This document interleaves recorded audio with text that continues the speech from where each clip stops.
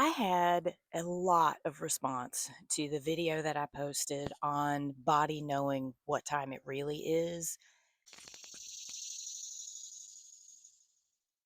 And thank you, first of all.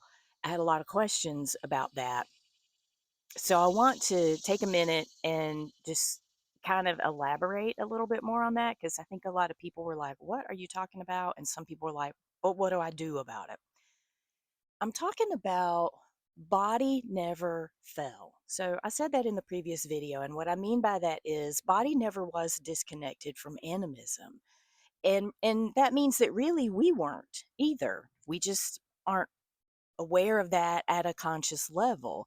But body is. Body understands that when it's dark, it's time for bed. And when it's daylight, it's time to get up. And when we're tired, we go relax. And when we're hungry, we go eat. And when the sun is aligned this way, this is what we should be doing. Body knows all of that. That awareness is what prompted me to write Runic Book of Days, which I guess it came out in 2018. For me, working with the Elder Futhark runes based on where I live, not where my ancestors lived, not where the internet says I should interact with the runes, and bringing that awareness to this land and checking in with the nature spirits of this land and the land elders, some of the humans who lived here for a long time before I ever did. That helped me find cohesion with my ecosystem, land based identity, and it also helped me feel more into the rhythms of my ecosystem and bring them into my everyday life on a devotional basis. And so some of it is based on actual runic calendars. Yes, they actually exist. And some of it is retrofitting it to work for a grander regional focus than just Northern Europe in the calendric ordering that Nigel Pennick worked out in his previous books. And so some people have big issues with that, and some people are like, fine. My take on all of it is the best runic calendar that you're going to resonate with is the one that you create based on the land where you live. But we're not going to do that because we're colonized. We don't have time to sit around doing that kind of observation and building a calendar because it would take years. I would dare say it would take a decade of observation in one place and charting the sun and aligning the runes to that. And we're just not going to do that.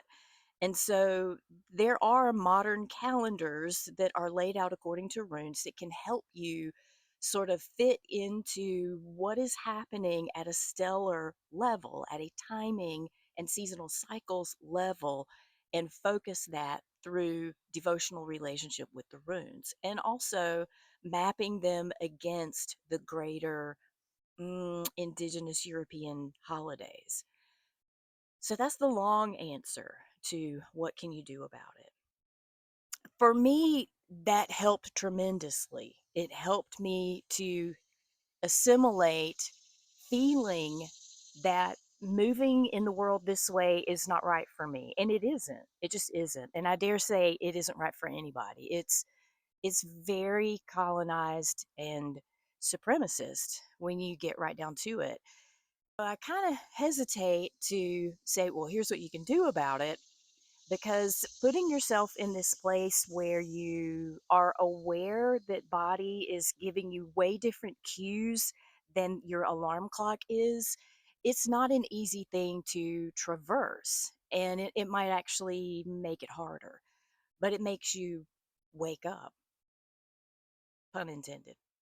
The thing is, once you kind of live into that kind of rhythm for yourself, you're still straddling this experience where body knows what it really wants and you still have to get up and go to work. You still have to like make sure the bills are paid and everybody's fed.